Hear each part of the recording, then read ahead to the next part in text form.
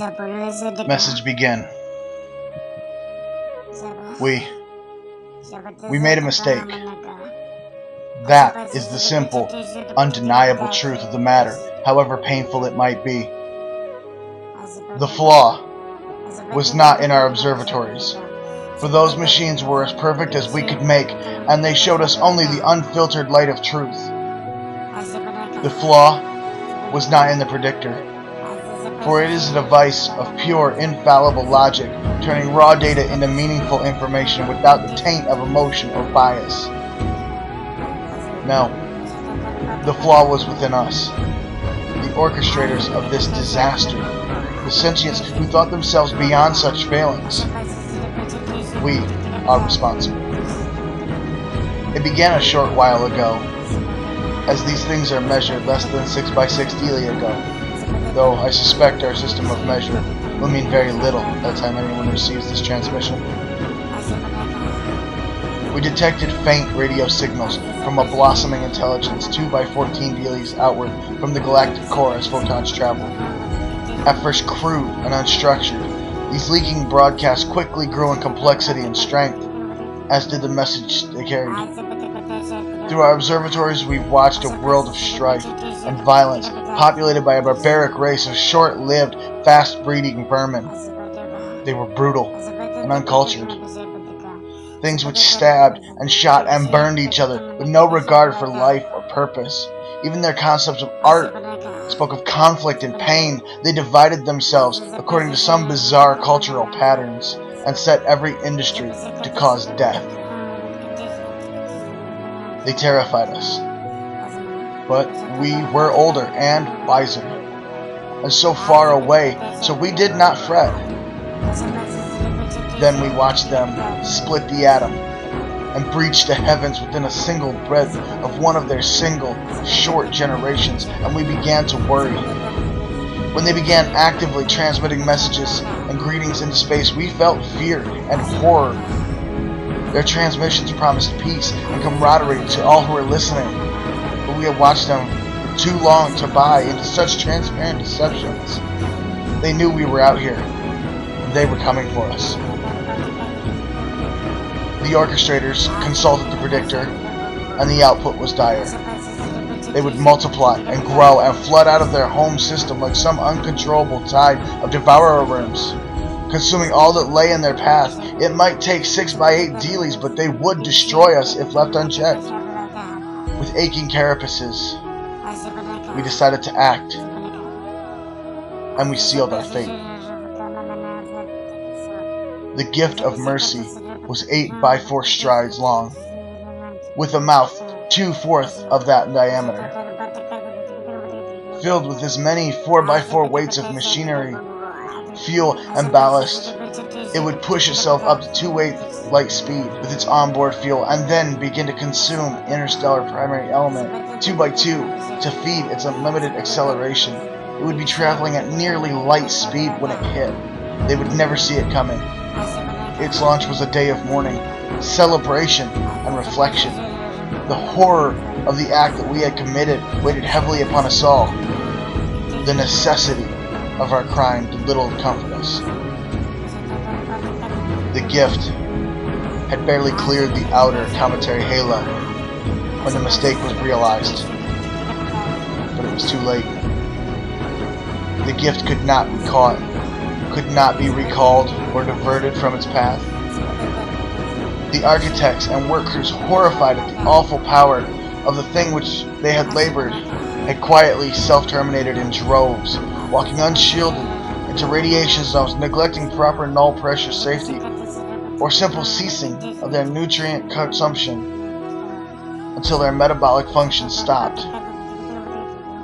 The appalling cost in lives had forced the orchestrators to streamline the gift's design and construction.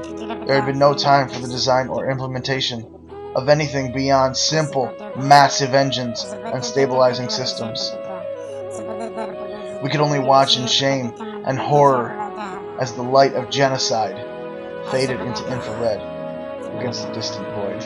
They grew, and they changed. In a handful of lifetimes, they abolished war. abandoned their violent tendencies and turned themselves to the grand purposes of life and art. We watched them remake first themselves and then their world. Their frail, soft bodies gave way to gleaming metals and plastics. They unified their people through an omnipresent communications grid and produced art of such power and emotion the likes of which the galaxy has never seen or will again. Because of us. They converted their homeworld into a paradise by their standards. And many 10x6s of them poured out into the surrounding system with a rapidity and vigor that we could only envy, with bodies built to survive every environment, from the day-lit surface of their innermost world to the atmosphere of their largest gas giant and the cold void in between. They set out to sculpt their system into something beautiful. At first we thought them simple miners, stripping the rocky planets and moon for vital resources. But then we began to see the purpose to their construction. The artworks carved into every surface and traced across the system in a glittering light and dancing fusion trails, and still our terrible gift approached. They had less than 2x2 daily to see it, following so closely in the trail of its own light. And that time, oh so brief even by their fleeting lives. More than 10x10 scientists prepared for death. Lovers exchanged last words, separated by worlds and the tyranny of light speed. Their planet-side engineers worked frantically to build sufficient transmission infrastructures to upload the countless masses with the necessary neural modifications, while those above dumped lifetimes of music and literature from their databanks to make room for passengers. Those lacking the required hardware or the time to acquire it consigned themselves to death, lashed out in fear and pain, or simply went about their lives as best they could under the circumstances. The gift arrived suddenly, the light of its impact visible in our skies, shining bright and cruel even to the augmented ocular receptor. We watched, and we wept for our victims. Dead, so many dealies before the light of their doom had even reached us. 6x4s of those who had been directly or even tangentially involved in the creation of the gift sealed their spiracles with paste as a final penance for the small roles they had played in the atrocity. The light dimmed, the dust cleared, and our observatories refocused upon the place where their shining blue world had once hung in the void, and found only dust. The pale gleam of an orphan moon wrapped within the burning wisp of atmosphere that once belonged to its parent. Radiation, relativistic shrapnel, had wiped out much of the inner system, and continent-sized chunks of molten rock carried the screaming ghost outward at interstellar escape velocities, damned to wander the great void for an eternity. The damage was apocalyptic, but not complete. From the shadows of the outer worlds, tiny points of light emerged, thousands of fusion trails of single ships and world ships and everything in between, many 10x6s of survivors in flesh and steel and memory banks ready to rebuild. For a few moments we felt relief, even joy, and we were filled with the hope that their culture and art would survive the terrible blow we had dealt them. Then came the message, tightly focused at our star, transmitted simultaneously by hundreds of ships. We know you were out there.